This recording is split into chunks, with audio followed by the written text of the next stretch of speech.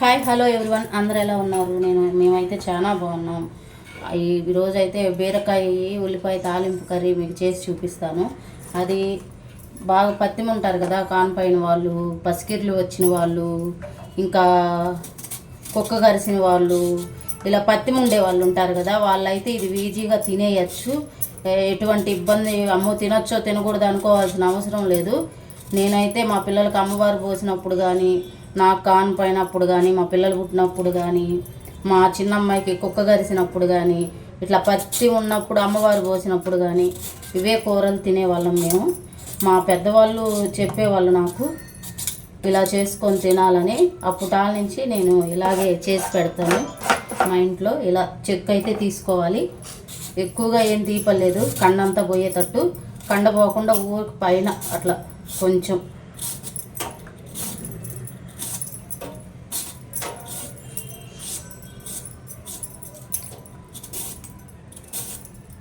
ఇలా అన్ని చెక్కు అయితే తీసేసుకోవాలి.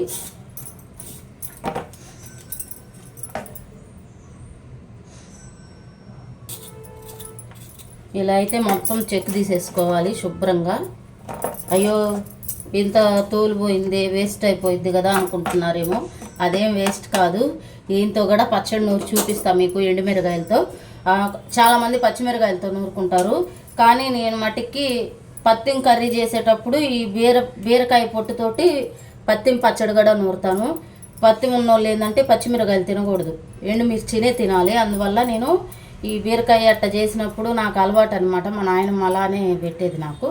ఇంకా అందుకని చెప్పేసి నేను ఇలా చేసుకుంటాను. బీరకాయ చేసి తొక్కొచ్చిందంటే ఒకరోజు ఎండుమిరకాయలతో పచ్చడి నూరుతా, ఇంకోసారి చేసినప్పుడు పచ్చిమిరకాయలతో నూరుతా. ఎలా నూరినా కూడా చాలా రుచిగా ఉంటుంది ఈ పచ్చడి.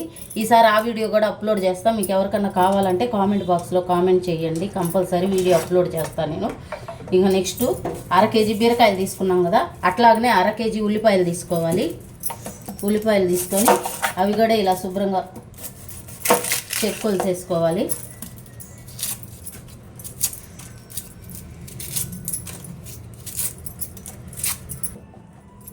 ఉల్లిపాయలు కూడా ఇలా చెక్కు తీసేసుకున్నాను. ఇప్పుడు చెక్కు తీసినాక వీటిని సన్నంగా కట్ చేసుకోవాలి. ఎలా కట్ చేసుకోవాలో అది కూడా చూపిస్తాను మీకు ఇప్పుడు నేను. బీరకాయలు చెక్కు తీసుకున్నాక ఇలా కొన్ని మంచినీళ్ళు తీసుకొని, వాటర్ తీసుకొని ఇలా వేసేసుకొని శుభ్రంగా క్లీన్ చేసుకోవాలి.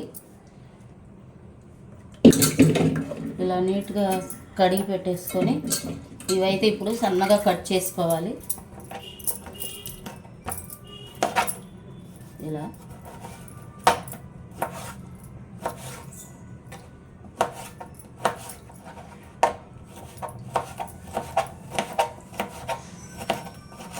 ఇది కొంచెం అటు ఇటు ముక్క కట్ అయినా పర్వాలేదు, ఎందుకంటే మీకు చెప్తా నేను. మరీ చిన్న ముక్కలు రాకుండా ఒక మాదిరి ఒక సైజు అయితే ఉండాలి. అంత పెద్ద ముక్కలు కానీ అంత చిన్న ముక్కలు సైజు కట్ చేయకూడదు. మినిమం ఈ మాత్రం కటింగ్ ఉండాలి. ఈ మాత్రం కటింగ్ ఉంటే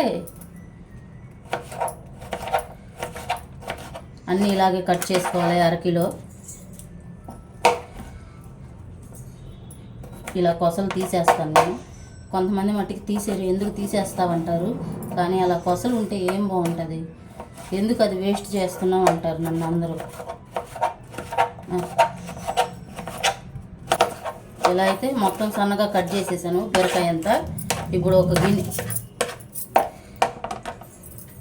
ఒక బబుల్ అయితే తీసుకోవాలి. ఈ బీరకాయలు కట్ చేసుకున్నాం కదా, అవన్నీ వీటిలో వేసేసుకోవాలి. ఇలా వేసుకొని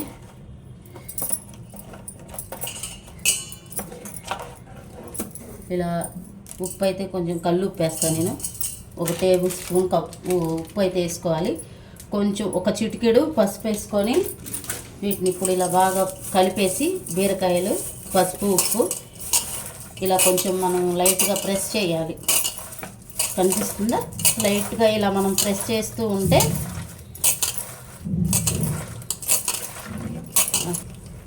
ఇప్పుడు ఇలా మనం లైట్గా ప్రెస్ చేయగానే ఇలా వాటర్ ఉంటుంది కదా, ఆ వాటర్ అంతా మనం ఇలా మళ్ళీ వీటిని ఇలా చేతికి తీసుకొని ప్రెస్ చేసి పక్కన పెట్టేసుకోవాలి.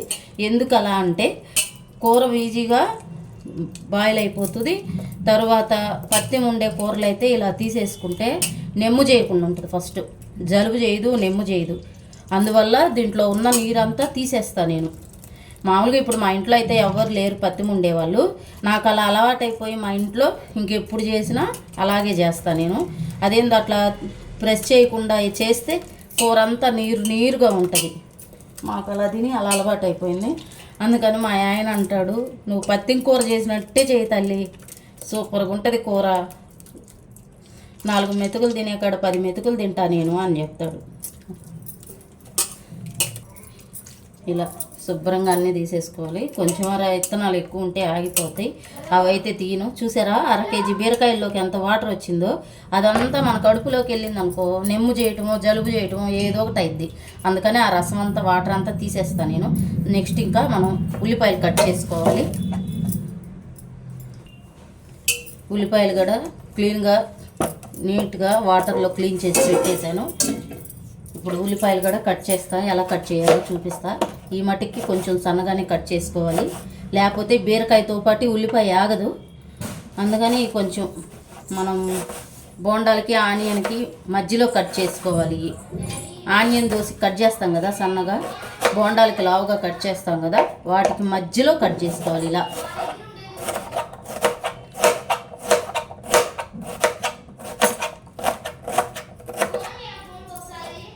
ఇలా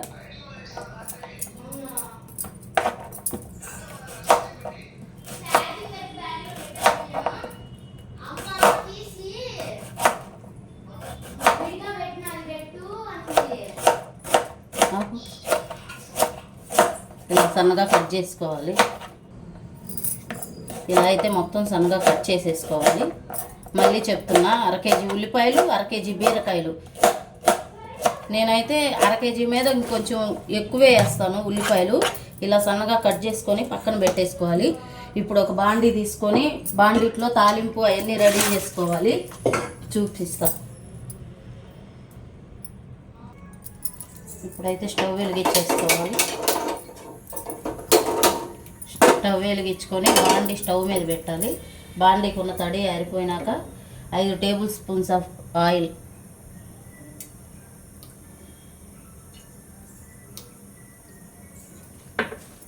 కొంచెం ఆయిల్ హీట్ ఎక్కి వచ్చినాక ఆలోపు ఇదిగోండి తాలింపు గింజలు, అట్టాగనే ఒక చిన్నుల్లిపాయ గడ్డ, పెద్ద గడ్డ తీసుకుంటాను నేను. తాలింపు గింజలు ఒక చిన్నుల్లిపాయ గడ్డ అయితే తీసుకుంటాను, కర్రీస్లో వేస్తాను. విడిగా తినమంటే పిల్లలు తినరు, అదే కర్రీస్లో అనుకోండి అవి వచ్చేస్తే తినేస్తారు. ఒక 10 రెబ్బలు కరివేపాకు, తాలింపు గింజలు, ఆవాలు, జీలకర్ర, మినపప్పు, శనగబేళ్ళు. ఆయిల్ కొంచెం హీట్ అవ్వగానే మనం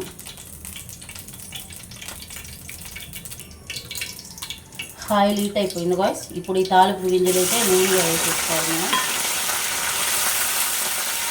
మంట కొంచెం సిమ్లో పెట్టుకోవాలి. వాటర్ ఏమైనా తగిలినాయి అంటే చుట్టుపక్కల ఆడిపోతాయి, పక్కన పిల్లలు ఉంటే భయపడిపోతారు. మనం ఇలా ఒక 1 మినిట్ ఇలా కలుపుతూ ఉండాలి. ఇప్పుడైతే తాలింపు గింజలు బాగా వేగిపోయినవి, గోల్డెన్ కలర్ తిరిగేదాకా ఉంచాలి. ఇప్పుడు కట్ చేసి పెట్టుకున్నాం కదా బీరకాయలు, ఉల్లిపాయలు, అవన్నీ ఇట్లా ఆ తాలింపులో వేసేయాలి. ఇలా మొత్తం అయితే వేసేసుకోవాలి.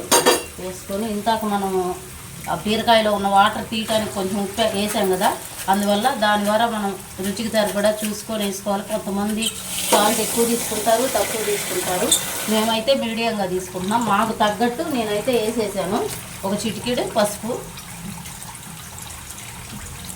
వేసేసాను కదా.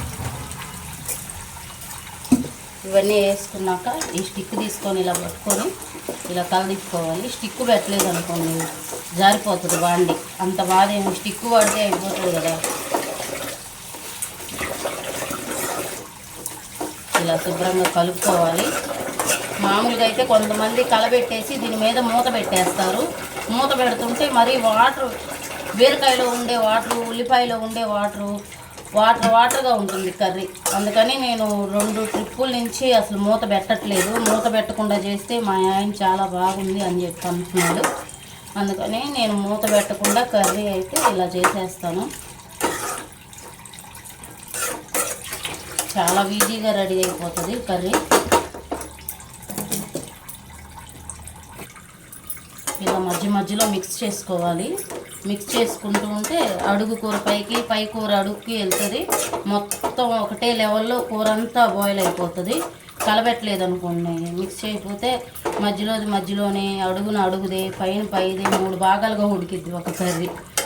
ఒక ముక్క మెత్తగా, ఒక ముక్క గట్టిగా, ఒక ముక్క మధ్య రకంగా ఉడికిద్ది. అందువల్ల ఇలా మధ్యలో మనం కలుపుతూ ఉండాలి.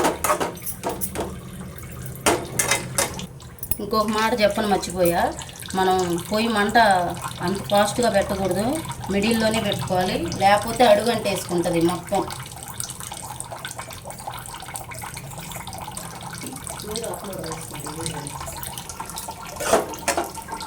మధ్యలో ఇలా కలుపుకోవటం ఎందుకు, అదే ఉడకదా అని అనుకోవద్దండి. అడుగు అంటుకుంటుంది. మనం కలపకపోతే అడుగంటుకుంది అనుకోండి, ఇంత చేపు కష్టపడి చేసిందంతా వేస్ట్ అయిపోతుంది. చూసారా ఎలా వాటర్ వస్తుందో? వాటర్ కనిపిస్తుందా? అదే మనం మూత వేసామనుకోండి, ఆ వాటర్ ఇంకా డబుల్ ఉంటాయి. మూత మనం బోలిపోతేనే ఆ వాటర్ ఆ రకంగా ఉంది. ఆ వాటర్ తోటే కర్రీ ఉడికిపోయిద్ది. అందువల్ల ఆయిల్ చాలా తక్కువ పట్టిద్ది. ఒక 2-3 నిమిషాలు అయ్యో ఇంకా ఉడకలేదే అనిపిస్తుంది. ఆ 2-3 నిమిషాల తర్వాత మళ్ళీ 2-3 నిమిషాల్లో కూర అంతా ఉడికిపోద్ది. అది దీంట్లో ఉన్న సీక్రెట్.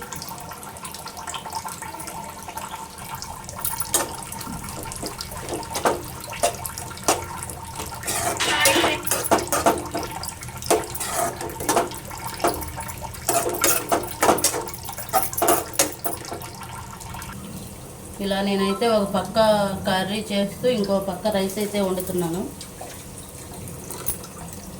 చూస్తున్నారా ఏమాత్రం ఉడికిందో చూద్దాం.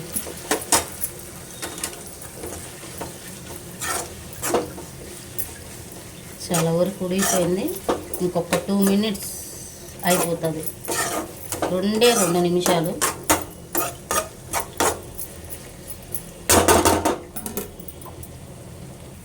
కర్రీ అయితే ఆల్మోస్ట్ ఉడికిపోయింది. ఇంకా దీంట్లో అయితే కారం వేసేద్దాము.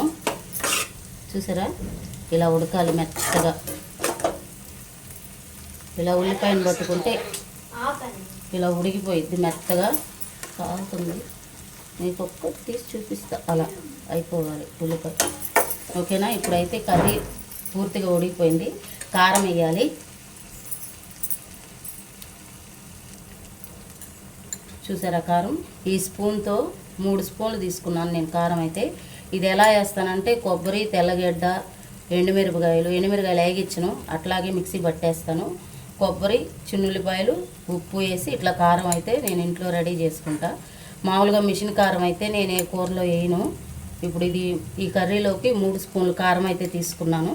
ఇలా చూస్తా తగినంతే వేస్తాను. మేము చాలా తక్కువ తింటాం కారము.